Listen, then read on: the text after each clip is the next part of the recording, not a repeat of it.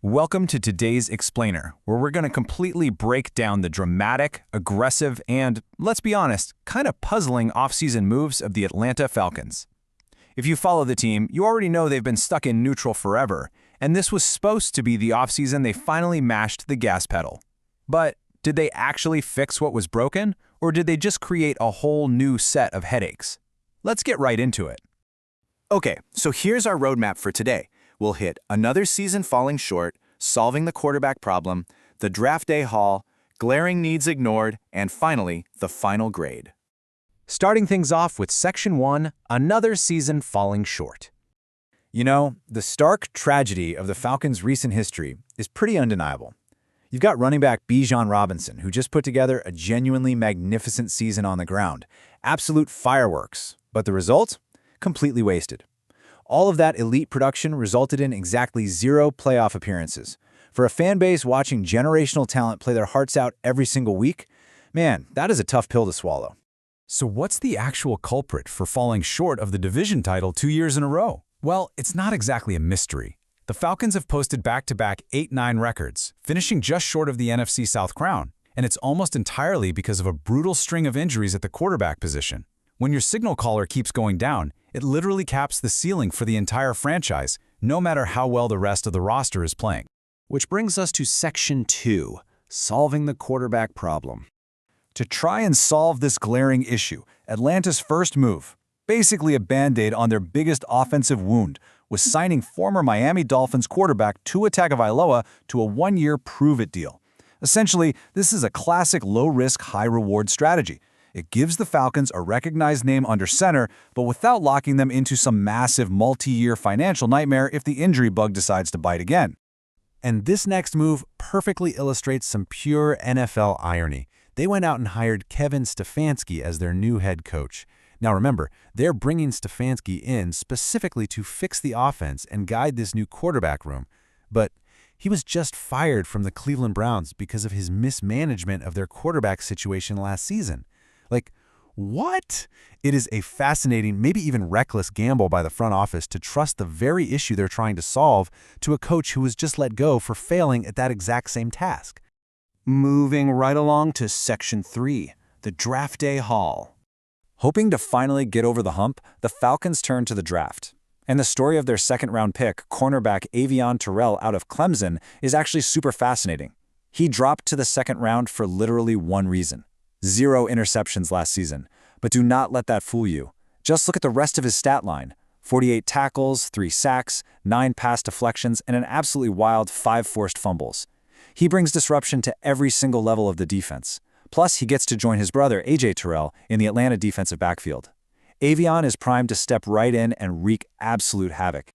Then, in the third round, they grabbed wide receiver Zachariah Branch out of Georgia.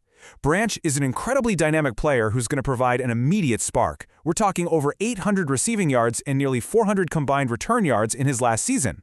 He is going to be a massive asset stepping into that slot receiver role while also giving a serious, much-needed jolt to the Falcons' return game. To quickly summarize the later rounds, the Falcons essentially used the rest of their draft capital to bulk up on depth pieces. In round 4, they took Kendall Daniels, a big 6'5" linebacker who can play inside or slide over to nickel, since he's got experience playing safety. In round 6, they added a 306-pound defensive tackle, Antario Thompson, for some interior beef, and in round 7, they grabbed Ethan Anyawa to back up the offensive tackle position. But here is where things take a turn. Section 4, glaring needs ignored. Before we talk about who they didn't pick, we have to look at their other 6th-round pick, linebacker Harold Perkins Jr. from LSU. He's a great dual-threat guy who can drop into coverage or rush the passer. But his selection is absolutely critical for a much darker reason. See, Perkins might be forced into seeing way more passing down action than a typical late-round rookie ever should. And that's primarily because of a massive, looming disaster on the Falcons' defensive line. And that disaster is defensive end James Pierce. As our source material pretty bluntly notes, not drafting a defensive end in this class was viewed as a horrendous blunder. Pierce is currently facing significant jail time after being charged a few months ago. He's looking at a potential season-long suspension, or worse, never playing in the NFL again. To really highlight the severity of this, our source used a bit of dark humor, noting that instead of playing on Sundays, Pierce could end up being in the next remake of The Longest Yard. Knowing this was a highly likely outcome, completely ignoring the defensive end position is just a staggering oversight by Atlanta. What were they thinking? And unbelievably, that wasn't the only glaring omission. The Falcons drafted exactly 0 mid-round quarterbacks. 0. Remember, they are going into the season with 2 veterans who are notoriously injury-prone. Drafting a QB in the middle rounds would have allowed the Falcons to develop a safety net if, or honestly when, the injuries pile up again.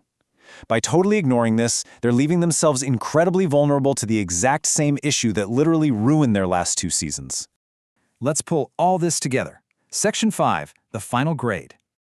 Okay, we do have to acknowledge the bright spots. The only true positives coming out of this draft class are Avion Terrell and Zachariah Branch. They're fantastic additions who should absolutely be immediate day one contributors.